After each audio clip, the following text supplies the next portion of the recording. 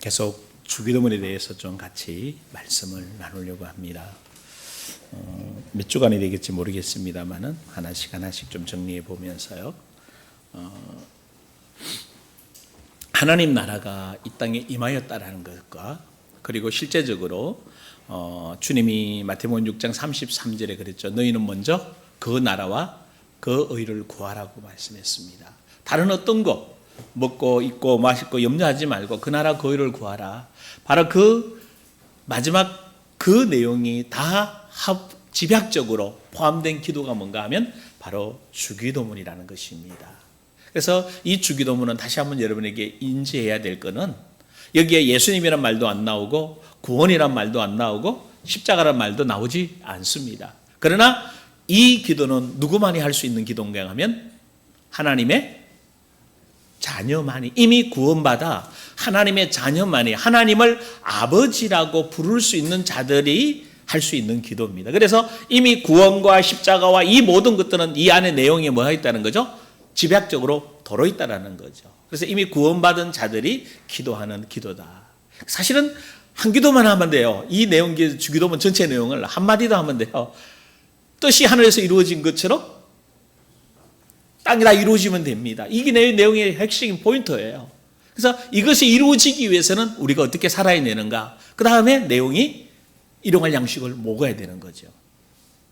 이렇게 그래서 주기도문이 이렇게 설명을 많이 하는 분들을 보면 앞 전반부 이렇게 세 개는 하나님을 위해서, 그 다음에 뒤에 세 반부는 인간을 위해서 이렇게 구분하는 분도 있습니다만은 제가 봤을 때는 구분할 게 아니고 이것은 하나로 같이 보면 좋겠다는 생각이 듭니다. 그러면서 그거 하기 전에 지난 2주 전인가 3주 전에 한번 좀 한 것 같은데요. 잠깐 이 부분을 좀 마무리하고 넘어가야 될 내용이 뭔가 하면 너희는 이렇게 기도하라는 말은 이미 이렇게 기도하고 있는 표현이 사실은 그 당시 바리새인과 서기관들이 하는 기도가 별로 마음에 들지 않았다는 거죠.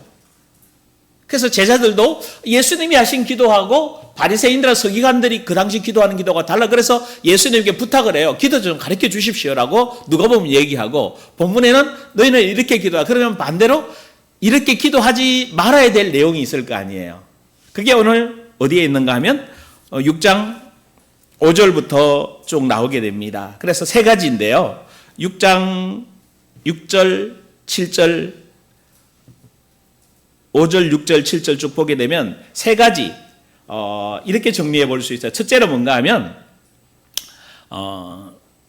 기도의 의도 5절은, 그 다음에 6절은 뭘 이야기한 거면 기도의 방법, 기도의 장소와 기도의 방법, 이렇게 세 가지로 나눠볼 수 있는데 한번 좀 5절부터 먼저 볼까요? 같이 한번 읽습니다. 5절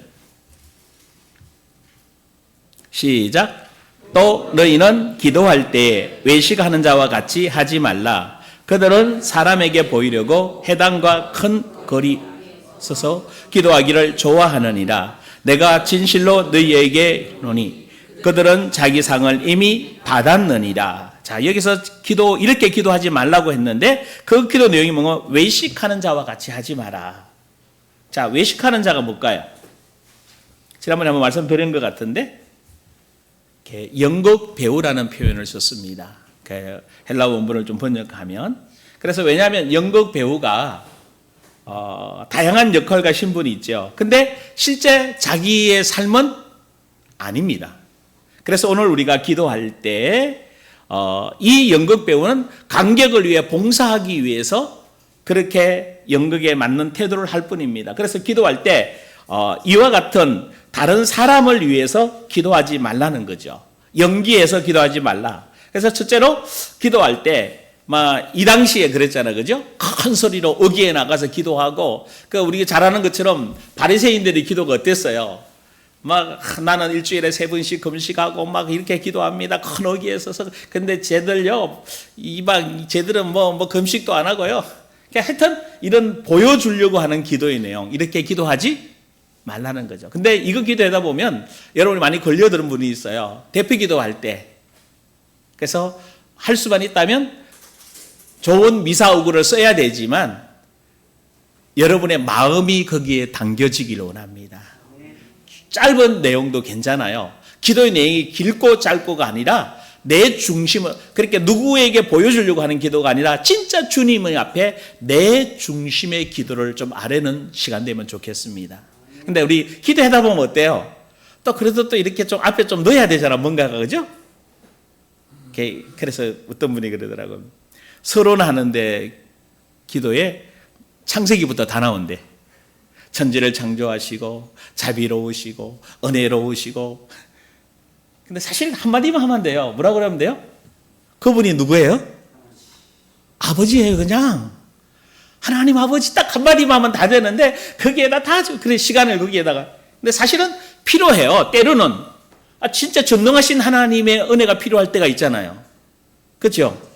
정말 여호와 삼마에 여호와께서 진짜 거기 계신 그 은혜가 필요할 때가 있는데 그 단어를 써야 되지만은 이것을 어떤 보여주기 위한 기도가 아니라 내 중심의 기도가 필요하다는 거. 그래서 꼭 부탁드리고 싶은 거는 여기에 뭘 심으라고요? 내 마음과 심중을 심어서 하나님 앞에 기도해야 된다라는 거죠. 그래서 그렇지 않다면 보여주려고 하는 기도. 그래서 대표기도 겁내지 마시고 여러분의 솔직한 여러분의 마음과 중심을 좀 아뢰는 기도가 되면 좋겠습니다. 그래서 사실 시험 는 분 많아요. 대표기도 때문에. 대표기도 때문에 도망가는 분도 있고요. 또 어떤 분은 그랬다고 그러잖아요.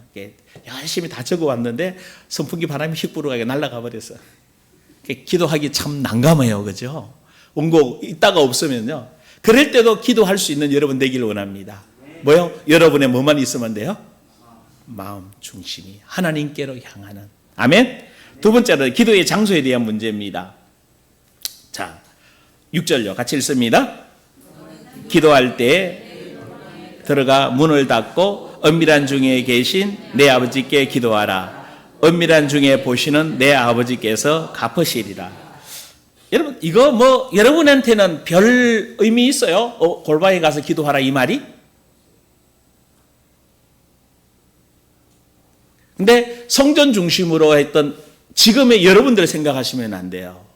예수님 시대에 그들이 살아온 삶의 방식은 모든 포인트가 어디에 중심으로 되어 있어요? 예루살렘 성전이에요. 그러니까 성전 가서 뭐 해야 돼요? 기도해야 되고. 근데 먼 포로로 잡혀갔다 하더라도 성전까지 못 가잖아요. 그럼 어디를 보고 기도해요? 성전. 그러니까 모든 포인트가 다 성전으로 중심해서 기도하던 그 시대에 예수님이 갑자기 뭐라고 얘기해요? 이제 그거 아니야. 어디 가 기도해? 너 골방에 들어가 기도해. 이것은 바리새인들이나 서기관들한테는 뭐 한 거예요? 충격적인 사건입니다. 진짜 충격적인 사건이에요. 이들은 성전밖에 없는데. 그래서 구약 성경 다 어디를 향해 있어요? 모든 시편 기자들이 성전에 올라가는 기도, 성전에 올라간 성전 다 성전으로 돼 있어요. 그런데 갑자기 예수님이 나타나서 이제 어디 가 기도해? 골방에 가서 기도해. 그러니까 예수님이 하셨던 말씀 한마디 한마디가요. 바리새인들은 그것도 동일해. 아까 나중에 얘기했지만 우리 아버지라는 말, 하늘에 계신 우리 아버지라는 말도요. 그래서 예수님을 죽이려고 했던, 돌려서 죽이려고 했던 바리새인의 제목 중에 하나가 신성모독이에요. 예수님이 하나님을 뭐라고 부른 거예요? 아버지라고. 그런데 그따가 또 한마디 더 하셨어. 그 아버지하고 나하고 함께 있고 같이 그 아버지하고 나다 얘기합니다. 그러니 이들은 충격적인 사실. 왜냐하면 하나님 아버지를 그들은 아버지라고 부를 수가 없어요. 그런데 성전도 마찬가지 의미였어요. 들어가서 성전 중심으로 살던 그들이 갑자기 골방 가서 기도하래. 너무 황당한 얘기죠. 이게 무슨 이야기일까요? 예수님 시대에 진짜 우리는 너무나 당연하고 있는 그곳에서 뭐 하면 되죠? 근데 아직도 어떤 분은 그래요. 이렇게 이제 있잖아. 이거를 세워야 되냐 안 세워야 되냐. 우리 원래 합동청은 이거 세우는 거? 아니에요. 근데 요즘은 세우는 데가 많아요. 제가 많은 분들을 만났는데 뭐라고 얘기하면 요거 밑에 기도해야 기도가 잘 된대. 근데 진짜 많아요. 그리고 또 하나 있어요. 내 자리에 앉아있던 자리에 와서 기도해야 기도가 잘 된대. 어떤 의미에서는 심리적인 의미나 정서적인 의미에서는 그 말이 무슨 말인지 이해돼요. 근데 사람이 그렇잖아요. 늘 똑같은 자리 있지만 내가 앉았던 자리에 앉으면 조금 뭐예요? 편안해요. 그리고 저 옛날에 기도할 때 꼭 커피 한 잔 마시고 했거든. 그게 나도 모르게 습관화 돼버리는 거예요. 그래서 그 자리에 앉아서 기도하려고 그러면 여러분들 다 하나씩 들고 오잖아. 근데 내가 그랬다니까. 나도 함부로 이거는 얘를 들고 올 게 아니라 쟤를 하나씩 하고 들고 와야 되는 거 아니냐고. 같은 세대에 맞추려면. 근데 이게 다 사실은 심리적인 거거든, 대다수가. 영적하고는 전혀 관계가 없습니다, 여러분. 근데 생각해 봐요. 골방에 가서 갑자기 기도하라는 얘기예요. 그 여기서 굉장히 중요한 게 장소 개념이 아니라 진짜 예수 그리스도의 피를 힘입어 이미 여러분에게 전제된 게 있어요. 이건 누구만이 기도할 수 있는 기도라고? 하나님의 자녀라는 게 여러분이 인지가 되고 기도가 된다면 너무 쉽게 이해가 되는 거예요. 그 하나님이 어디 계셔요? 내 안에 계시기 때문에 골방에 들어가서, 왜 골방에 들어가요? 좀 세상 것 좀 뭐 해라? 차단해라. 들어오는 수많은 얘기. 그러니까 여러분 기도할 때 내 생각, 내 감정, 내 뜻을 내려놓고 기도하는 여러분 되길 주의 이름으로 축원합니다. 아멘? 기도할 때 그래서 골방에 들어가서 문을 닫으라는 거예요. 왜 문을 닫아요? 조용하게 마음과 생각이 온전히 주님께로. 여러분 희한해요. 오늘 여기 와서 예배 드리지만 여러분이 예배 끝나고 뭐 일이 있다든지 또 내일 사업을 뭔가 해야 되는 분들이 있으면 예배는 드리지만 생각은 어디로 가 있어요? 다 거기 가 있다니까요. 그 예배 하나님 받지 않는다는 거예요. 여기 그 말한가 하면 몸은 여기 있지만 생각, 그래서 몸도 마음도 누구를 향해 있으라? 하나님과 함께 있으라. 왜냐하면 은밀한 중에 계시는 그분이 다 아십니다. 정말 그래서 여러분의 이 기도를 지금, 그래서 기도의 실제적인 여러분의 삶 속에서 다시 한번 여러분의 그 뭐라고 표현해야 되죠? 기도의 장소에 대한 문제. 그런데 여러분 또 하나 중요한 게 하나는 있어요. 무시할 수 없는 거 하나는 성전에서 예배당에서 기도하면 훨씬 기도 잘 돼요. 왜 그런 거 아세요? 은혜가 임하던 장소는, 그래서 여러분들 집을 진짜 여러분의 사는 그 삶을 성전으로 삼으셔서 그곳에 기도하는 여러분 되기를 원합니다. 그래서 장소적인 의미도 있는데 더 중요한 것은 여러분 안에 계신 주님과 함께 세상 것도 닫고 세상 근심 내려놓고, 그래서 지금까지 우리가 내 응답 받으려고 많이 기도했어요. 그래서 그것도 굉장히 중요하고 좋습니다. 그러나 이제 여러분들이 조금 더 이제 성장해야 되잖아. 내 응답뿐만 아니라 하나님의 의도와 목적이 뭔가, 이 문제를 통해서, 이 사건을 통해서, 예를 들어 내 마음에 안 드는 사람이 있잖아요. 내 마음에 안 드는 말을 하는 사람이 있어요. 그러면 기분이 어때요? 나쁘잖아. 기분 나쁘다고 받는 게 아니라 하나님은 저 사람을 통해 왜 이 말을 듣게 하셨을까? 하나님은 계획은 뭘까?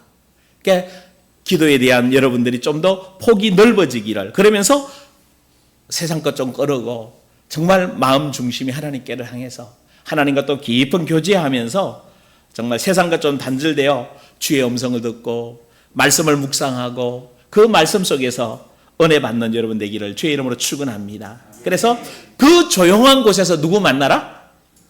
하나님 만나라. 기도의 장소는 목적이 내가 기도를 많이 드리는 것도 중요해요. 그죠? 더 중요한 거는요, 그분의 의도와 목적을 알고 내 삶이 움직이는 겁니다. 그래서 저는 여러분들이 그래서 계속해서 있는 게 내가 누구인가를 끊임없이 여러분들이 답을 내기를 원합니다. 내가 정체성이 누구냐? 정말 힘들 때 나 하나님의 자녀야. 나 영적 존재야. 나 그리스도 안에 새로운 피조물이야. 나 하나님의 아들입니다라고 말해보시라고요. 아멘 좀 해요. 아까도 라디오 국도방도 틀어놓고 오는데 김학중 목사님 아멘 좀 하라고. 그 큰 교회도 아멘 안 하는가 봐. 응? 그러면서 왜 아멘 해야 되는가까지 또 설명해 주시는구만요. 여러분, 말을 하셔야 됩니다. 속으로 하지 말고 아멘 하시고, 아멘 그렇습니다. 주님과 대화, 말로 대화하는 거예요, 그분하고. 아멘?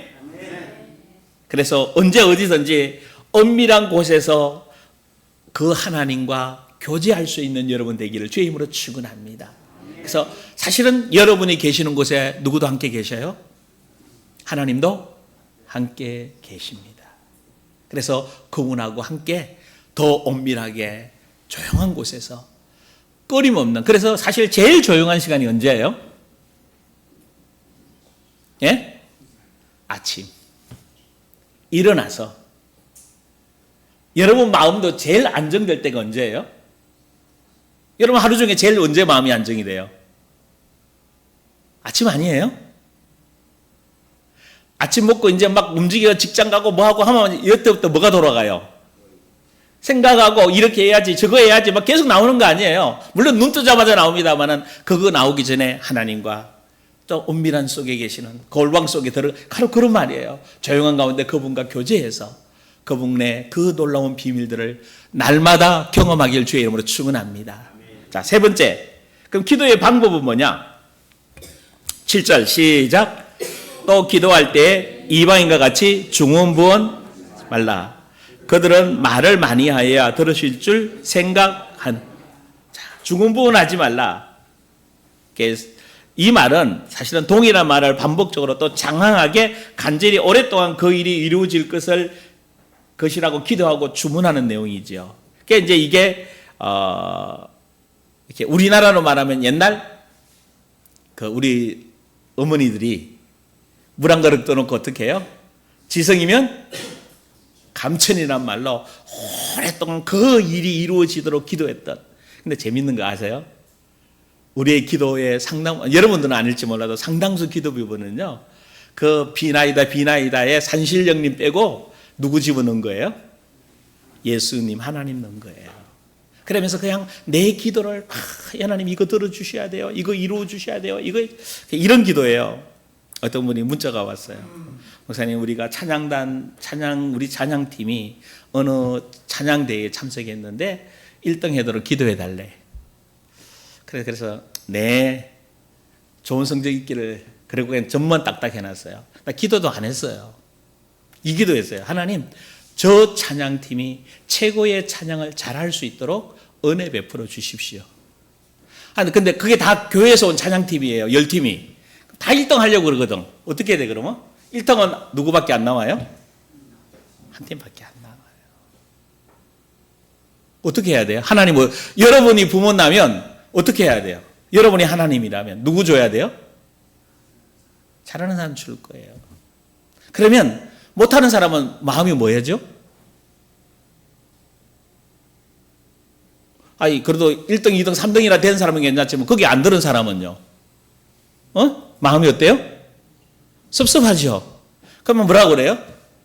하나님은 내 기도? 그렇게 얘기할 거예요? 그거 아니잖아요. 여러분 굉장히 무서워요, 우리 기도가. 그래서 기도해다가 기도 응답 못 받으면 낙심 많이 해요. 그래서 또 돌리는 게 있어요. 때가 되면 해주시겠지만. 그거는 믿음이 아니에요. 그냥 우리가 알고 있는 뭐예요? 넋두리 위안 삼아 하는 거예요. 근데 하나님 반드시 하나님 뜻대로 이루십니다. 그러면 떨어진 분들은 뭐 하면 돼요? 떨어진 이유가 있잖아요. 그걸 찾아서 다음 거 보완해내고 또 더 발전하면 사실 찬양대회라는 자체가 좀 이상한 거예요.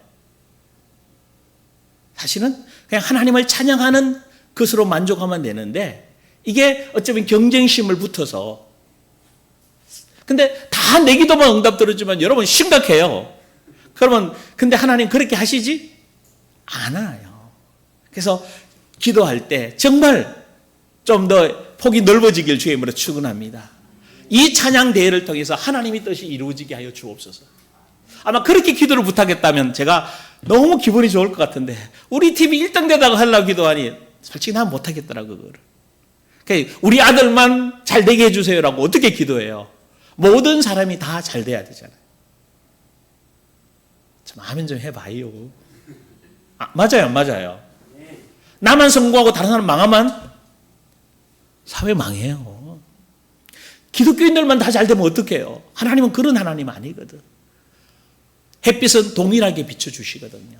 그래서 이런 부분들을 좀 3,000%는 좀 빠졌습니다만은 좀 참고해 주시고요.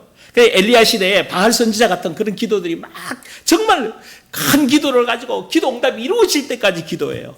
물론 필요는 해요. 집중이 있고 끈질기게 기도한 건 필요합니다만은 그게 목숨은 걸지 말기를 원합니다. 하나님 맡겨놓으세요. 그러면 여러분 하나님은 가장 엄밀한 중에서 다 알고 보셔요. 그래서 여러분이 예를 들어 시험에 떨어졌다든지 어떤 문제가 왔을 때 정말 보완하십시오. 아까도 얘기했지만 하기 싫은 거 단점을 보완하는 사람이 이 시대의 성공자로 섭니다. 할렐루야. 할렐루야. 근데 진짜 고집 센 사람은요 그 하기 싫은 거 끝까지 안 해요. 여러분 다 알아요. 저 사람하고 이렇게 해야 되겠고 이렇게 해야 되고 여러분 마음대로 다 느낌 오거든요. 근데 하기 싫어요. 그러면 사회생활 실패합니다. 정말 하기 싫을 때 다가가서 손 내미십시오. 정말 말하기 싫을 때 가서 뭐 해주세요? 말하십시오. 할렐루야. 부부간에도 먼저 좀 찾아가십시오. 그 자존심상에서 네가 잘못했으니까 네가 와야지. 네가 오는 게 아니고 누가 가야 돼요? 하나님 자녀인 우리가 가야지. 내가 품어야지. 아멘? 할렐루야. 그러니까 이런 좀 폭이 좀 넓은 그래서 기도 방법에다 여기 나왔습니다. 근데 주님은 모든 것을 알고 계시기에 진짜 그분의 뜻에 따르다 하나님의 뜻에 내 마음을 일치시키자. 하나님의 뜻을 가지고 막 하나님의 뜻을 이루는 여기에 내 마음을 일치시켜야지. 내 뜻을 가지고 하나님 이거 안 이루어 주시면 안 됩니다. 이렇게 하시면 안 됩니다. 하나님 꼭 해 주셔야 됩니다. 때로는 필요하지만 사실은 이건 어린아이 기도예요. 좀 여러분이 같이 성숙한 사람은 하나님 근데 여러분 마음에 이미 기도하다 보면 이거는 하나님이 원하시고 이렇게 하실 거고 나와요 안 나와요? 다 나옵니다. 근데 이것만 고집하고 있으면 안 보이지. 내려놓고 하나님의 뜻이 어떻게 우리 자녀를 통해 하나님 뜻이 뭘까? 우리 교회를 통해 하나님 아까 우리 교회 이름 이야기도 했습니다만은 어떤 교회가 하나님 참 좋을까? 여러분들이 뭐 하시면 돼요? 한 주간 기도해 보십시오. 물론 또 이제 생각 많이 안 나겠지요. 뭐 바쁘니까 또 그러다가 생각날 때 하나님 우리 교회 이름이 어떤 이름 좋을까요? 하나님이 원하시는 교회 그러니까 교회 이름을 지으려면 뭘 찾아내야 돼요? 먼저 좋은 이름 주십시오가 아니라 우리 교회의 정체색이 뭐냐라는 거죠. 우리 교회는 제가 예원교회라는 이름을 지었을 때 제 마지막 포인트는 전체적으로 다 저 공모해서 지었어요. 그랬을 때 예원교회라는 이름을 지을 때 제 중심에는 뭐가 있었는가 하면 우리 교회는 예수님이 원하시면 무조건 오케이. 그것을 따라가는 교회다. 그래서 예수님이 원하시면 다 그 뜻대로 그래서 그 목회의 모토를 아마 목사님도 마찬가지일 거예요. 주의 교회라는 이름을 지었고 그 주의 교회가 그 이름이 정체성이에요. 교회에. 그래서 여러분들이 우리 교회가 어떤 교회가 되면 좋겠어요? 여러분 좀 기도해 보십시오. 아멘? 그래서 사실은요 이름이 그 사람이잖아. 맞잖아요. 이름이 그 사람이에요. 그래서 하나님 아버지 할 때 하나님 엘로힘 하나님이 어떤 분이냐에 따라서 다 달라지는 거예요. 교회라는 이름도 사실은 그래서 기도가 필요하고 우리 정체성이 필요해요. 그래서 단순히 그냥 좋은 이름이 아니라 하나님이 우리 교회를 어떤 교회 되기를 원하실까? 이 정체성을 만들어 찾아가서 그 교회로 가야 될 줄 믿습니다. 그래서 이런 것들이 이제 중심 속에 다 들어가 있어서 그래서 기도의 의도와 기도의 장소와 기도의 방법까지 세 가지가 이것이 이제 예수님이 지금 다시 우리에게 점검해 주셨던 거죠. 그래서 하나님 뜻이 이루어지도록 기도하는 제목이다. 그러면 이제 다시 넘어가서 그죠? 너희는 이렇게 기도하라라고 말하고 있어요. 그런데 9절에 보면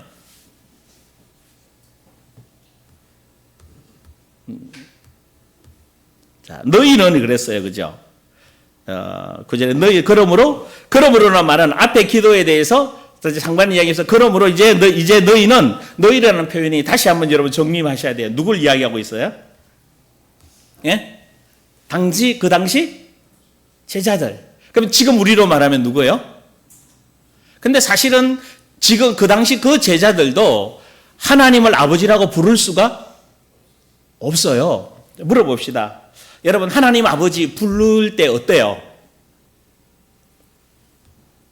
한번 좀 답을 한번 해보세요. 하나님 아버지 부를 때 어때요? 거룩하신 하나님이 내가 어떻게 이름을 불러? 거룩하신 하나님은 거룩하신데, 구약에 그 정말 엄청난 것인데 나 같은 죄인이, 아직 여러분 이런 의식 없어요? 없어요? 많아요, 여러분. 그래서 하나님 이름 못 불러요. 겁이 나요. 하나님 가까이 가는 걸 겁나해요. 왜냐하면 내가 누구니까? 죄인이다 보니까. 그러면 주기도문을 할 수가 여러분 없어요. 한번 하나님 아버지 한번 해보세요. 시작. 어떠세요? 네? 여러분 어떠세요? 아버지가 그 친근함이 와요? 편안해야 돼요. 그냥 아버지, 아까 예배 전에 아버지 하는 소리가 들리더라고요. 예배 전에 이렇게 누가 하신 것 같아. 아버지 하는데 그 아버지가 어때요? 친근하게 진짜 아버지가 그 친근한 아버지로 오시는 거예요? 다시 한번 더 하나님 아버지 해보세요. 하나님 아버지. 어떠세요? 그 아버지가 진짜 내 아버지예요. 그 사랑이 느껴져야 돼. 그 감정이 느껴져야 돼. 할렐루야. 저는 요즘 하는 작업 중에 하나가 이렇게 정리를 좀 하고 있는 게 있어요. 단어 정리인데 성령 세례, 성령 체험, 성령 충만, 이 도대체 뭘 말하는지를 모르겠더라고요. 성령 세례는 성령 안에 잠기는 거니까 처음 예수 믿을 때 성령이 임했다. 우리 합동적으로는 그래요. 근데 성령 체험, 근데 성령 체험은 성령 세례와 거의 같은 거로 얘기해요. 근데 성령 체험하고 성령 세례하고는 또 달라요. 근데 저는 여러분들이 성령 체험하기를 원합니다. 도대체 무슨 말이에요, 목사님?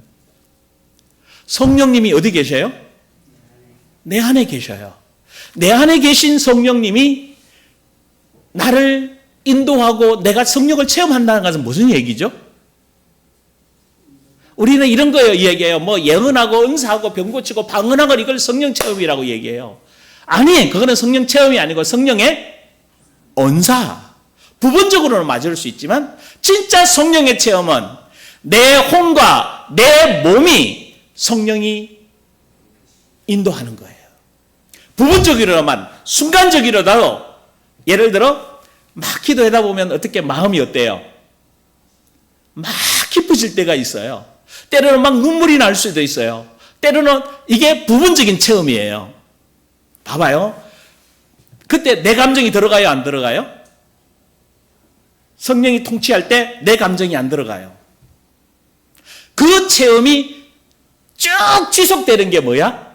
성령 충만이에요. 내 생각과 내 감정과 내 신체를 성령 하나님이 통치하는 게 성령 충만이에요. 할렐루야. 이런 단어를 내가 정리하고 있어 좀. 왜냐면 이게 정리가 안 돼 있으니까 저부터 어렵더라고요. 그래서 날마다 성령 체험을 하자고 얘기하고 성령 인도 받아야 되는데 성령 인도 받으면 어떻게 해야 돼? 우리는 자꾸 딴 거 얘기하는 거예요. 막 기도 응답 받고 역사 일어나고 그건 성령 체험이 아니라 성령님이 진짜 체험하는 거는 여러분의 혼과 여러분의 몸을 뭐 하는 거예요? 통치해서 하나님이 원하는 생각, 하나님이 원하는 감정, 하나님이 원하는 삶으로 살아내도록 인도하는 게 성령 체험인 줄 믿습니다. 그래서 이런 자녀들이 뭐 할 수 있는 거다? 주기도문을. 그래서 여러분들이 성령 체험할 때 딴 게 아니라 물론 성령 체험 안에는 여러 가지가 있어요. 그러나 제일 중요한 거는 나라는 사람, 내 몸을 뭐 하도록 만들어요. 그래서 로마서 8장에 얘기했어요. 영으로서 몸의 행실을 죽이면 하나님의 아들이라. 영으로서, 성령으로서 내 몸, 소마라고 말해요. 이 소마가 뭔가 하면 내 신체, 내 생각, 내 감정을 통치하는 걸 말하고 있어요. 그러니까 내가 주인된, 여러분이 예수 믿는다는 건 내가 주인 아니잖아요. 누가 주인인 거예요? 예수 그리스도가 주인이죠. 주인이 나를 뭐 하도록 내드리는 거죠? 통치하고, 예수님이 나를 통해 뭐 하도록? 그러니까 이렇게 기도하는 거예요. 예수님, 나를 통해 우리 직장에 예수 그리스도가 나타나기를 원합니다. 말씀이 성취되기를 원합니다. 우리 가정에 주의 영광 나타나기를 원합니다. 내가 일을 잘해서 맞아요. 근데 그 전에 성령님이 역사하셔서 여러분 직장과 가정에 성령이 통치하시길 주의 이름으로 축원합니다. 그래서 이런 하나님의 자녀가 이제 뭐 할 수 있는 거다? 주기도문을 할 수 있다라는 말씀을 좀 나누면서 뭐라고 기도했는가? 첫 기도가 뭔가 하면 벌써 이제 끝날 시간 다 됐는데요. 하늘에 계신, 그랬어요. 첫 기도가 9절에 그죠? 하늘에 계신. 그래서 하늘에 계시님, 하늘 이러면 뭘 의미 생각날까요? 여러분 이러면 하늘 이러면 늘 폐송에 우리 늘 뭐 불러요? 하늘에 계신. 그때 어떤 생각이에요? 하늘 이럴 때. 그냥 우리 꼬맹이들은 그럴 것 같아. 다 끝났다 이제. 그거 부를 때는 뭐 한 거죠? 예배? 끝났다. 여러분 혹시 그러지 않죠? 여러분 하늘 이럴 때 어떤 생각이 나요? 저 스카이 하늘? 자, 하나님 보좌가 계신 곳이 하늘이에요. 아멘? 그래서 하늘에 계신 이 영혼은 우리의 개념이 아니라 하나님. 그래서 지난번에 한번 얘기했어요. 하늘 이럴 때, 하늘에 계신 이럴 때 세 군데를 생각해야 된다고 그랬어요. 첫째 어디? 저 영원한 하나님 나라, 하늘. 그리고 두 번째는 어디? 이 우주 만물을 통치하시는 하늘, 하나님. 그 다음에 어디? 내 마음 안에 하늘이 있어요. 여러분 안에 하나님이 있어요? 하나님이 계신 곳이 하늘이라니까. 그래서 하나님이 내 안에만 계시는 게 아니고 우주 만물을 통치하고 내 안에도 계시고 누구 안에도 계시고 여러분 안에도 계시고 우주 안에 계시고 그 우주 안에 계신 진짜 그 하나님이 어디 계신다? 천국에 하나님 나라. 예수 에베소에 이야기하면 예수 그리스도가 하나님 우편에 앉았다고 그랬잖아요. 그 하늘. 그 하늘과 그러니까 여러분이 폭이 이제 다 넓어지잖아요. 하늘이라면 뭐예요? 아, 하나님이 계시는 그 영원한 하늘과 이 땅 오주 만물. 그래서 여러분이 가는 그 어떤 곳이라도 여러분 환경과 상황 때문에 두려워하지 마십시오. 그 환경을 통치하시는 분, 그 상황에 역사하시는 분이 누구라고? 하나님이에요. 그래서 내가 가는 곳마다 여러분 진짜 그래서 주님 그러잖아요. 마태복음 1장 임마누엘로 시작해서 마태복음 28장에 임마누엘로 끝나요. 그게 제자들의 삶이에요. 예수와 함께 시작해서 예수와 함께 가는 거죠. 아멘? 그게 여러분, 그 하늘 이럴 때 그냥 영원한 그 스카이 하늘이 아니고 하나님이 계신 그곳에. 그래서 우리 존재를 넘어서 정말 통치하시는 영원한 하나님. 구약에 참 많아요. 이런 이야기. 그래서 전도서 5장 2절에 이렇게 합니다. 너는 하나님 앞에서 함부로 입을 열지 말며 급한 마음으로 말을 내지 말라. 하나님은 하늘에 계시고 너는 땅에 있음이니라. 그런즉 마땅히 말을 적게 할 것이니라. 그리고 10편 103편 19절에 여호와께서 그 하늘 보좌를 세우시고 그의 왕권으로 만유를 다스리는 시도다. 하나님 만유를 다스리시되 그 계시고 세 군데 항상 잊지 말기를 주의 이름으로 축원합니다. 그럼 두 번째로 아버지요 그랬어요. 자, 아버지요.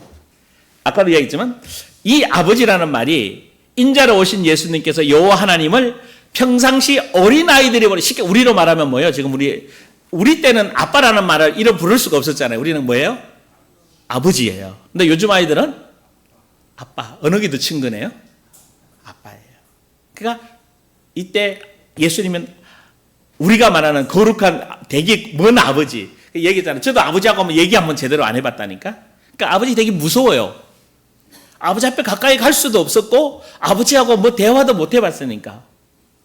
그러니까 하나님 아버지 이러면 되게 멀리 계신 하나님. 근데 제가 은혜 받고 난 이후에는 그 아버지가 진짜 자상하신 아버지구나.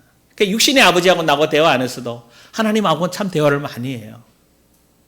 정말 그분 앞에 끊임없이 질문하고 끊임없이 그 진짜 하나님의 마음과 뜻을 알려고 하나님의 계획이 뭔가, 한 성도에게 원하는 하나님의 계획은 뭔가, 하나님은 저에게 무슨 말씀하기를 원하실까, 끊임없는 이런 고민들을 하는데 그 아버지, 그래서 아까도 얘기했지만 예수님 시대의 아버지 이래면요, 하나님을, 이게 신성모독이에요. 그러나 예수 그리스도로 거듭나 하나님의 자녀된 저와 여러분들은 그 하나님의 아버지가 자연스러운 아버지인 줄 믿습니다. 그러면서 여러분 여기서 생각을 할 게 하나 생각 안 나요? 하늘에 계신 그 다음 단어가 뭐예요? 우리라는 거예요. 왜 우리예요? 나의 하나님 아니에요? 하나님은 모든 중심이 공동체예요. 여러분 가정을, 그래서 주님이 세운 공동체가 두 가지잖아요. 가정과 교회예요. 굉장히 중요해요. 그래서 가정과 교회가 이 시대 전체적으로 주축하고 있는 모든 사회의 구성원이죠. 그래서 우리라는 말씀을 마쳐야 되기 때문에 요 정도에서 마칩니다만은, 그래서 나로부터 출발해서 어디로 연결돼야 돼요? 우리. 그래서 정말 우리 예언 공동체, 주의 공동체가 이제 주 예언 교회로 가든지 뭐 어디 갈 거 아니에요, 그죠? 좀 하나 되길 주임으로 축원합니다. 우리니까. 왜냐하면 하나님을 누구로? 한 아버지로. 다음에 좀 더 설명하겠습니다만은, 그래서 우리 아버지라는 이 말이, 그러니까 주님이 그렇게 가르쳤잖아요. 우리 아버지로. 그러니까 차라리 이렇게 가르치면 되게 쉬웠어요. 나의 아버지. 너의 아버지로 불러라. 그런데 나의 아버지가 아니고 뭐요? 우리 아버지로. 그래서 다른 사람만, 그러니까 하나님의 모든 예수 믿는 사람의 아버지라는 거. 그래서 그 기독교의 본질은 나를 통해서 하나님과 관계를 맺어지고, 나와 맺어진 내가 또 다른 사람하고 관계를 맺어서 하나님의 나라를 확장해가고 하나님 뜻을 이루어가고, 그것이 하나님의 본래의 목적. 그래서 홀로 시작해서 어떻게 해요? 함께라는, 홀로와 함께가 동시에 이루어지는, 이것이 아마 우리가 꼭 깊이 좀 마음속에 새겨야 될 줄 믿습니다. 그래서 하나님의 영광이 내게도 임하고 우리 가운데 임하여서 하나님 뜻이 이루어지기를 원합니다. 말씀 마무리하면서 다시 한번 여러분 정리해 보십시오. 하늘에 계신 우리 아버지, 진짜 아버지가 여러분 아버지 맞아요. 그 아버지하고 어떤 관계를 맺고 있어요? 그 아버지하고 대화 나눌 때 여러분 어떤 생각이에요? 그리고 그 아버지와 함께 우리가 공동 상속자예요. 여러분 에베소 1장 18절에 보게 되면 마음문이 열리면 부르심의 목적이 무엇인지 알게 하시고 찾아보고 마칠게요. 시간 가득은 해야 될 것 같아서요. 왜 우리 아버지라는 의미가 있는지 이 속에 들어있어요. 에베소 1장 18절.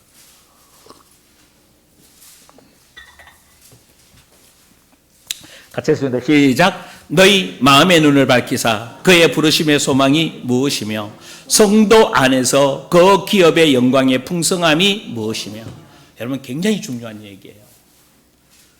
자, 부르심의 목적을 알 뿐만 아니라 어떻게 해요? 어디 안에서? 아니 내가 기업을 상속을 유업받아야 되는데 어디 안에서? 성도 안에서. 나만 잘 먹고 잘 사는 게 아니라 성도들과 함께 하나님이 우리에게 주어진 그 엄청난 계획들이, 그래서 기업의 영광의 풍성함을 뭐 하라고요? 무엇인지 알고 같이 좀 누리기를 원합니다. 그래서 교회가 부자 돼야 되는 건 맞아요. 아멘? 부자 돼서 어떻게 해요? 우리 땅 사고 우리 건물 짓는 거 아니라 다 나누어지는, 흘러보내는 전 세계까지 여러분은 그렇게 세워지길 주임으로 축원합니다. 사업가들이 일어나기를 원합니다. 어디 안에서? 성도 안에서. 그래서 우리 아버지라는 말이 이해되시죠? 무슨 말인지. 같이 일어나야 돼요. 물론 나만 일어나도 되는데 같이 세워줘야 되고 같이 일어나도록 기도하시면서 그 공동체가 세워지는 여러분 되길 주임으로 축원합니다. 기도합니다. 주님 감사합니다.